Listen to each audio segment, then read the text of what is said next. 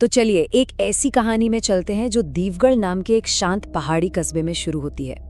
ये कहानी है आदित्य की, और ये कहानी एक ऐसा सवाल खड़ा करती है कि क्या प्यार सच में इतना गहरा हो सकता है कि वो मौत को भी मानने से इनकार कर दे।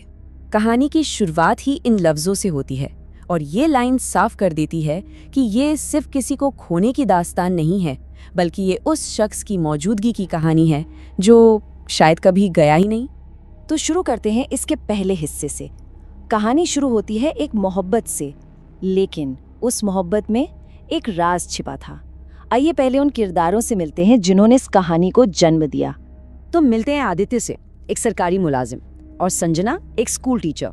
इनकी लव स्टोरी बिल्कुल फिल्मों जैसी शुरू हुई।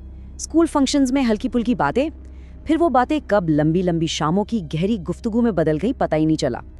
आदित्य को ना संजना में एक अजीब सा सुकून, एक ठहराव मिलता था, और बस कुछ ही महीनों में उसने फैसला कर लिया कि यही वो इंसान है जिसके साथ उसे पूरी जिंदगी बितानी है।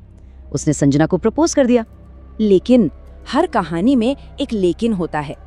यहाँ सबसे बड़ी उलझन ये थी कि घर के बड़ों ने आदित्य का रिश्ता पहले से ही तय कर रखा था, और किसके साथ? संजना की ही छोटी बहन श्रुति के साथ। यही वो सच था जो उनके प्यार के बीच दीवार बनकर खड़ा था।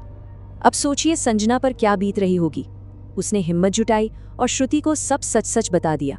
और श्रुति का जवाब? उसने कहा, आप खुश रहो दीदी, बस यही काफी है मेरे लिए।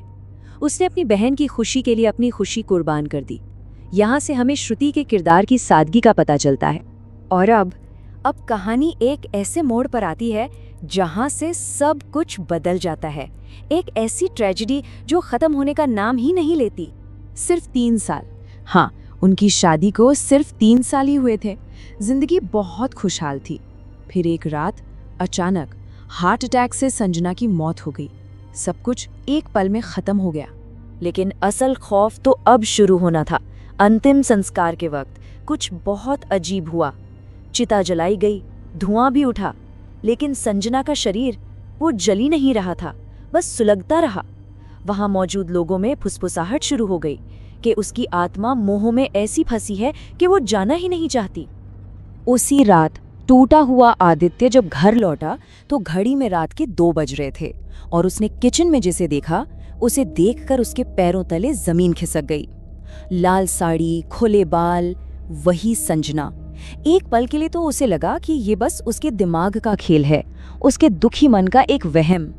तो अब आगे बढ़ते हैं, देखते हैं कि कैसे ये दुख 2 लोगों को, यानी आदित्य और श्रुति को करीब लाता है, और कैसे अनजाने में ही एक तीसरी ताकत उनके बीच आ जाती है।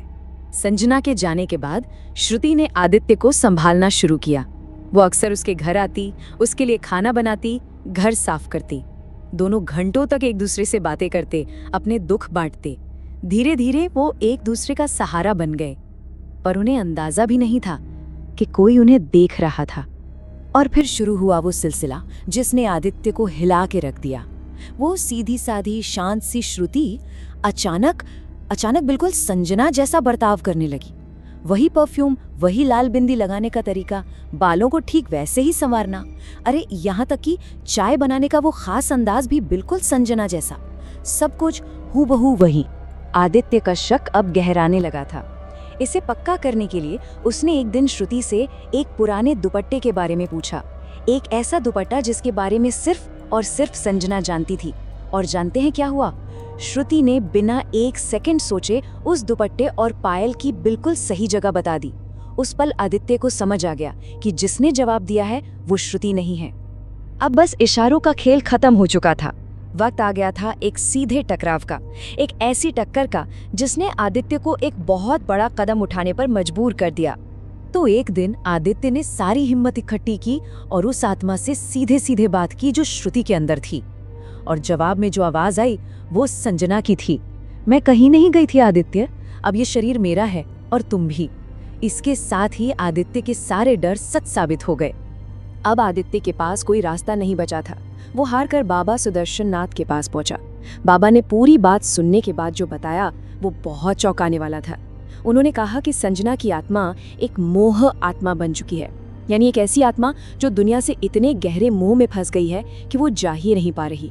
ये वो स्टेज है जहाँ प्यार और पागलपन की लकीर मिट जाती है, और ऐसी आत्मा से छुटकारा पाना सबसे ज़्यादा खतरनाक होता है। बाबा ने आत्मा को मुक्त करने का एक अनुष्ठान बताया, पर उसके लिए जो चीजें चाहिए थी वो सुनने में ही अजीब थी। शमशान की राख, पीपल की सूखी टहनी, काले तिल, किसी विधवा के हाथ से बंधा लाल धागा, और सबसे जरूरी, संजना की चिता वाली जगह से एक मुट्ठी मिट्टी। जब अनुष्ठान शुरू हुआ और मंत्रों का असर बढ़ने लगा तो वो आत्मा अपने असली रूप में आ गई। उसने आदित्य पर अपना आखिरी दावा ठोकते हुए कहा, अगर मैं नहीं तो कोई नहीं, मैं तेरा पहला और आखिरी प्यार हूँ। ये शब्द प्यार के नहीं थे, ये एक खतरनाक जुनून, एक कब्जे की आवाज थी।